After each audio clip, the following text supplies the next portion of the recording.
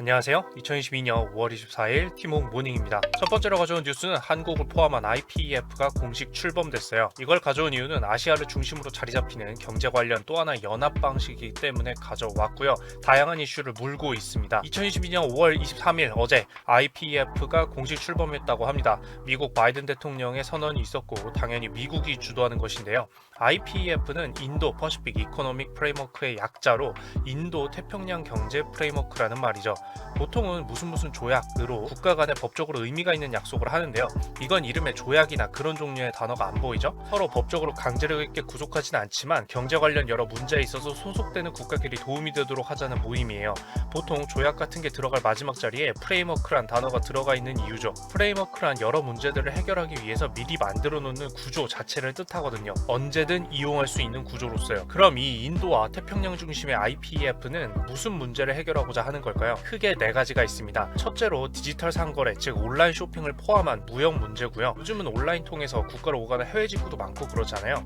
포함된 국가끼리 이게 더 편하고 신속하게 되도록 만들면 좋겠죠. 둘째로 공급망 문제예요. 최근에 하도 언급돼서 대충은 알 수 있죠. 현재 상품 및 서비스를 공급받는 게 한 군데에 집중되어 있으면 그 국가에서 문제가 생겼을 때 그 상품을 구하지 못해서 난리가 납니다. 이런 것들을 소속된 국가끼리 잘 분산시키든지 우리가 공급해줄게 하든지 중요한 상품은 공급량을 미리 늘리고 약속해 주든지 미리미리 구조를 짜두는 거예요. 그리고 셋째로 탈탄소 문제죠. 네, 기후위기 관련 대응입니다.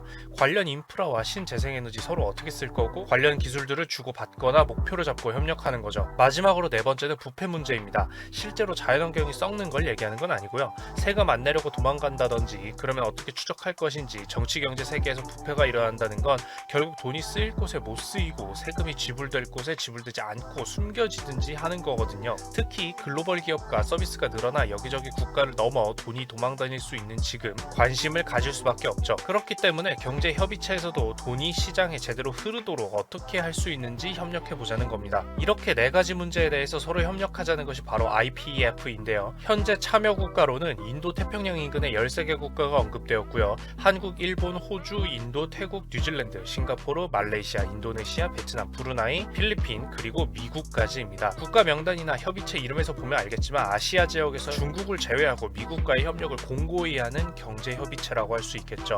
따라서 중국과 대립각을 세우는 경향이 있기 때문에 중국 심기가 불편해지고 있는 것도 사실이기도 합니다. 하나의 협의체가 만들어지는 데서도 주요 이슈들이 한 번에 확인되는 모습을 볼 수가 있네요. 두 번째로 가져온 뉴스는 세계화의 끝에 중요한 용어 세 가지예요. 이걸 가져온 이유는 2022년 다보스 포럼 주요 주제 중 하나가 세계화의 끝일 것으로 보여서 가져왔습니다. 2022년 5월 22일부터 26일까지 다보스 포럼이 개최됩니다. 4차 산업혁명이라는 단어가 유행하는데 일조했던 포럼이고 세계 경제 포럼이죠. 스위스의 다보스에서 개최되기 때문에 다보스 포럼이라고도 합니다.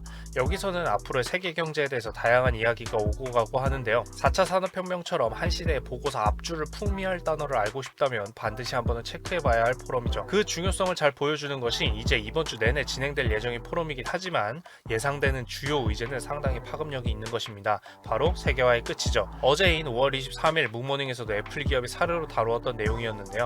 오른쪽 위에 링크를 해둘 테니 궁금하시다면 보러 다녀오시면 될 것 같고요. 조회수 부탁드리겠습니다.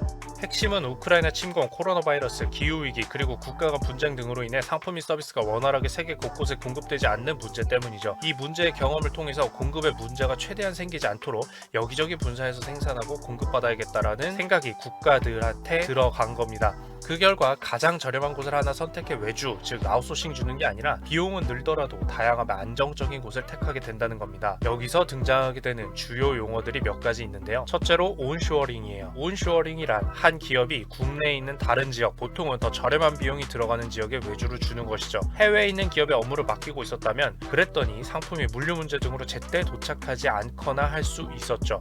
게다가 해당 국가와 현재 회사가 속한 국가가 사이가 안 좋아지면 국가 사이에 무역 정책이 바뀐다든지 하면서 자잘한 또는 큰 사업 문제가 발생할 수도 있습니다. 하지만 애초에 국내의 저렴한 지역에 아웃소싱이 가능하다면 그게 낫겠죠.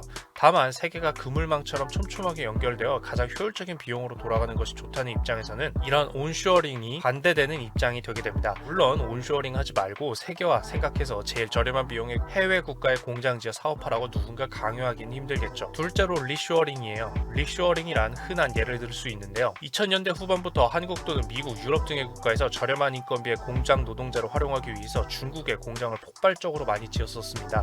그러나 중국도 국가 경제가 발전하면서 인건비가 오르기도 했으며 미국과 중국의 무역 갈등 같은 문제로 해외에 일을 맡겼을 때의 위험을 고스란히 보여주었습니다. 업무가 원활하지 않으니까요. 그리고 애초에 공간상 거리가 멀기 때문에 일이 벌어졌을 때 대응하기도 힘들었습니다.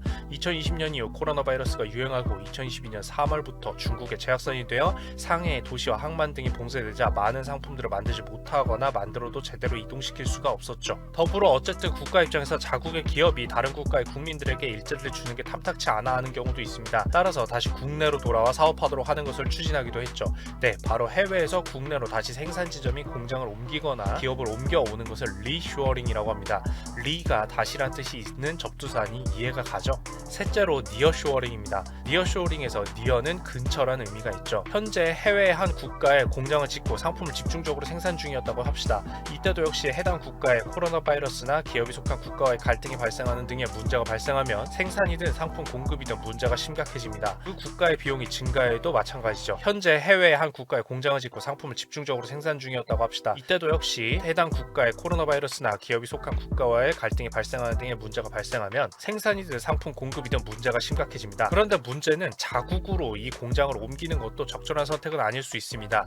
이미 상당한 수준으로 발전한 국가이기 때문에 인건비가 비싸거나 아니면 소비자가 국내에 적을 수도 있죠. 대부분의 소비자가 현재 공장이 있는 해외 국가에 존재하고 있던지 또는 다른 해외 국가에 존재한다면 반드시 국내가 답일 수는 없습니다. 오히려 소비자가 있는 곳에 해외에 도달하기 힘들어지는 결과를 만들 수 있으니까요. 이때는 국내로 옮기는 것도 아니지만 현재 공장을 지어놓은 해외 국가 근처에 기업이 속하는 국가 근처에 다른 국가로 옮기는 겁니다.